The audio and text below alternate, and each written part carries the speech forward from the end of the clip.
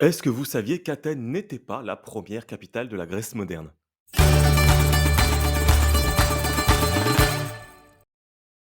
Salut, c'est Stan Volk et bienvenue sur ce nouveau format de vidéo courte où je vais vous présenter des anecdotes sur la Grèce bien sûr. Et pour cette première vidéo, saviez-vous qu'Athènes n'a pas été la première capitale de la Grèce moderne? En effet, après la révolution des Grecs contre l'Empire ottoman débutée en 1821, le petit État accède à l'indépendance en 1829 avec le traité d'Andrinople confirmé en 1930 par le protocole de Londres. Mais le jeune royaume est en fait soumis au contrôle des trois grandes puissances de l'époque, la Russie, le Royaume-Uni et la France.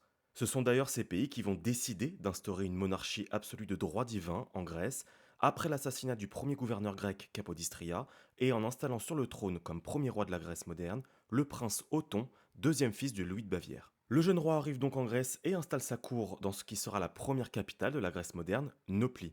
Nopli, ou Nafplio en grec moderne, est une petite ville située sur le Péloponnèse et qui compte alors en 1830 autour de 5000 habitants. À cette époque, Athènes, elle, n'est considérée que comme un gros bourg, comptant à peine entre 4000 et 5000 âmes.